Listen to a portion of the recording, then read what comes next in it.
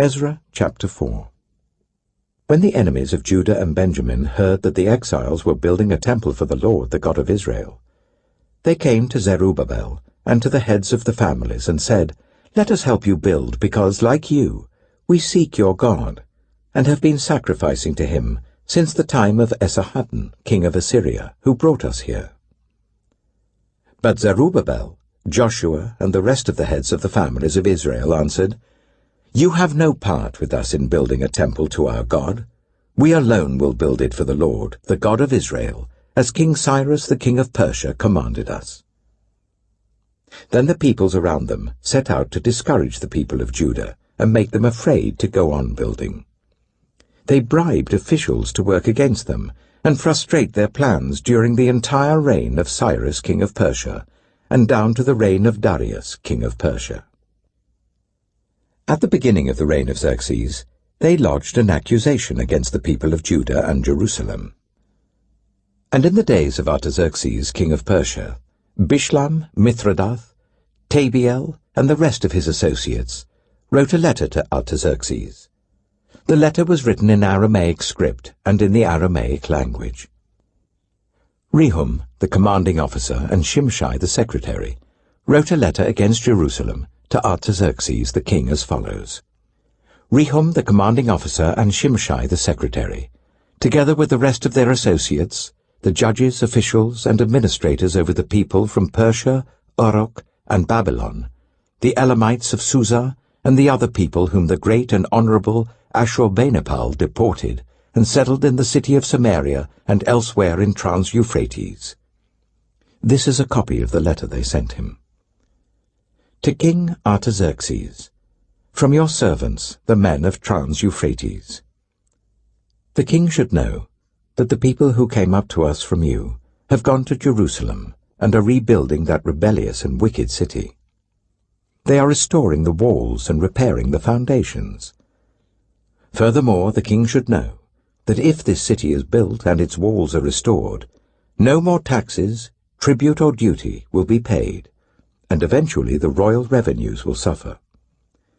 Now, since we are under obligation to the palace, and it is not proper for us to see the king dishonored, we are sending this message to inform the king, so that a search may be made in the archives of your predecessors.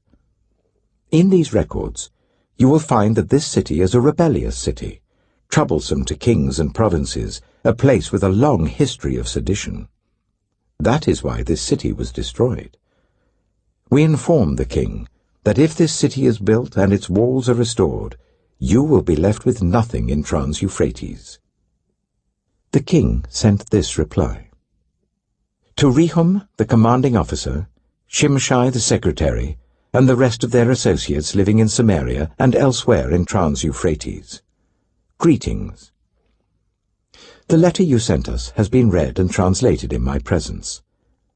I issued an order, and a search was made, and it was found that this city has a long history of revolt against kings and has been a place of rebellion and sedition.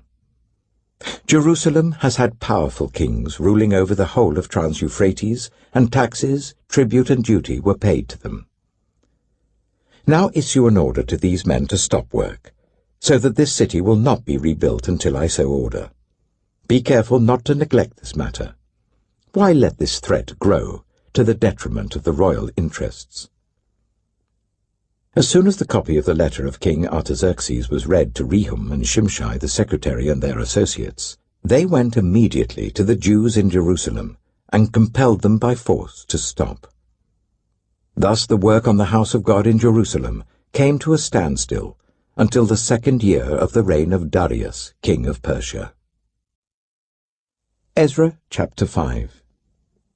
Now Haggai the prophet and Zechariah the prophet, a descendant of Iddo, prophesied to the Jews in Judah and Jerusalem in the name of the God of Israel who was over them.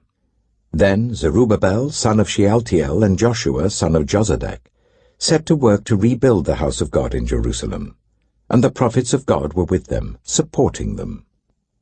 At that time, Tattenai, governor of Trans-Euphrates, and Shethar-Bozenai, and their associates went to them and asked, "Who authorized you to rebuild this temple and to finish it?" They also asked, "What are the names of those who are constructing this building?" But the eye of their God was watching over the elders of the Jews, and they were not stopped until a report could go to Darius and his written reply be received. This is a copy of the letter that Tattenai, governor of Trans-Euphrates, and Shethar-Bozenai and their associates, the officials of Trans-Euphrates, sent to King Darius. The report they sent him read as follows. To King Darius, cordial greetings. The king should know that we went to the district of Judah to the temple of the great God. The people are building it with large stones and placing the timbers in the walls. The work is being carried on with diligence and is making rapid progress under their direction. We questioned the elders and asked them, "Who authorized you to rebuild this temple and to finish it?" We also asked them their names, so that we could write down the names of their leaders for your information. This is the answer they gave us. We are the servants of the God of heaven and earth, and we are rebuilding the temple that was built many years ago, one that a great king of Israel built and finished. But because our ancestors angered the God of heaven, he gave them into the hands of Nebuchadnezzar, the Chaldean king of Babylon, who destroyed this temple and deported the people to Babylon. However, in the first year of Cyrus, king of Babylon, King Cyrus issued a decree to rebuild this house of God.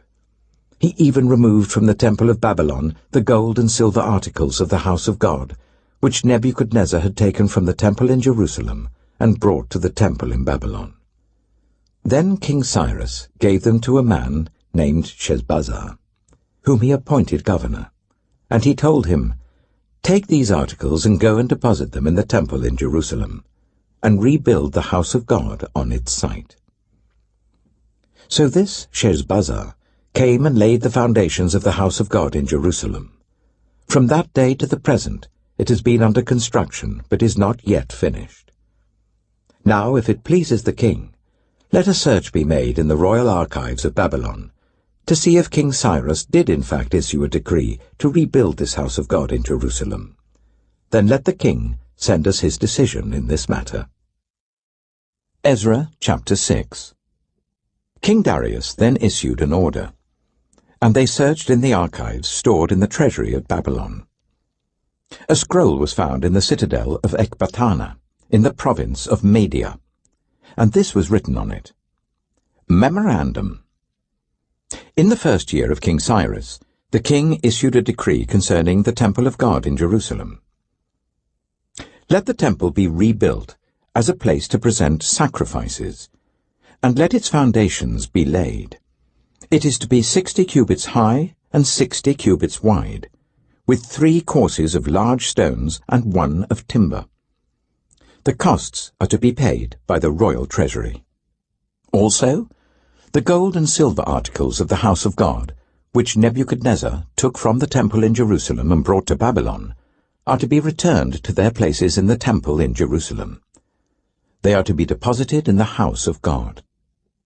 Now then, Tattenai, governor of Trans-Euphrates, and Shethar-Bozenai, and you other officials of that province, stay away from there. Do not interfere with the work on this temple of God.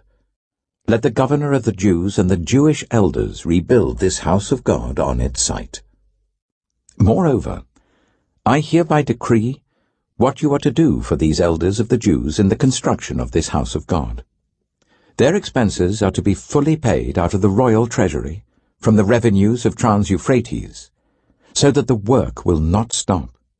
Whatever is needed, young bulls, rams, male lambs for burnt offerings to the God of heaven, and wheat, salt, wine, and olive oil, as requested by the priests in Jerusalem, must be given them daily without fail, so that they may offer sacrifices pleasing to the God of heaven, and pray for the well-being of the king and his sons. Furthermore, I decree that if anyone defies this edict, a beam is to be pulled from their house, and they are to be impaled on it. And for this crime, their house is to be made a pile of rubble. May God, who has caused his name to dwell there, overthrow any king or people who lifts a hand to change this decree, or to destroy this temple in Jerusalem. I, Darius, have decreed it. Let it be carried out with diligence." Then, because of the decree King Darius had sent, Tattenai, governor of Trans-Euphrates, and Shethar-Bozenai and their associates carried it out with diligence. So the elders of the Jews continued to build and prosper under the preaching of Haggai the prophet and Zechariah, a descendant of Iddo. They finished building the temple according to the command of the God of Israel and the decrees of Cyrus, Darius, and Artaxerxes, kings of Persia. The temple was completed on the 3rd day of the month Adar, in the 6th year of the reign of King Darius. Then the people of Israel, the priests, the Levites, and the rest of the exiles, celebrated the dedication of the house of God with joy. For the dedication of this house of God, they offered 100 bulls, 200 rams, 400 male lambs, and, as a sin offering for all Israel, 12 male goats, one for each of the tribes of Israel. And they installed the priests in their divisions and the Levites in their groups for the service of God at Jerusalem, according to what is written in the book of Moses. On the 14th day of the 1st month, the exiles celebrated the Passover. The priests and Levites had purified themselves and were all ceremonially clean. The Levites slaughtered the Passover lamb for all the exiles, for their relatives the priests, and for themselves. So the Israelites who had returned from the exile ate it, together with all who had separated themselves from the unclean practices of their Gentile neighbors, in order to seek the Lord, the God of Israel. For 7 days they celebrated with joy the festival of unleavened bread, because the Lord had filled them with joy by changing the attitude of the king of Assyria, so that he assisted them in the work on the house of God, the God of Israel. Matthew chapter 17. After 6 days, Jesus took with him Peter, James, and John, the brother of James, and led them up a high mountain by themselves. There he was transfigured before them. His face shone like the sun, and his clothes became as white as the light. Just then there appeared before them Moses and Elijah talking with Jesus. Peter said to Jesus, "Lord, it is good for us to be here. If you wish, I will put up 3 shelters, one for you, one for Moses, and one for Elijah." While he was still speaking, a bright cloud covered them, and a voice from the cloud said, "This is my Son whom I love. With him I am well pleased. Listen to him." When the disciples heard this, they fell face down to the ground, terrified. But Jesus came and touched them. "Get up," he said. "Don't be afraid." When they looked up, they saw no one except Jesus. As they were coming down the mountain, Jesus instructed them, "Don't tell anyone what you have seen until the Son of Man has been raised from the dead." The disciples asked him, "Why then do the teachers of the law say that Elijah must come first?" Jesus replied, "To be sure, Elijah comes and will restore all things. But I tell you, Elijah has already come, and they did not recognize him, but have done to him everything they wished. In the same way the Son of Man is going to suffer at their hands." Then the disciples understood that he was talking to them about John the Baptist.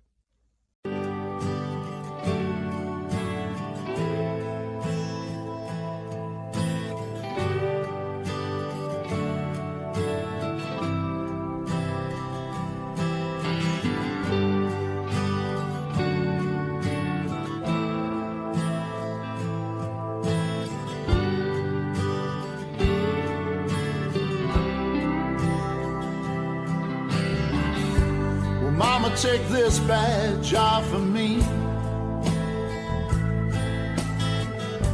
'cause I can't use it anymore. It's getting dark, too dark to see. like I'm knocking on heaven's door. I'm knocking on heaven's door. I'm knocking on heaven's door. I'm knocking on heaven's door. I'm knocking on heaven's door. Well, Mama put that gun to the ground, 'cause I can't shoot them anymore. There's a long black cloud coming on down. I feel like I'm knocking on heaven's door. I'm knocking on heaven's door.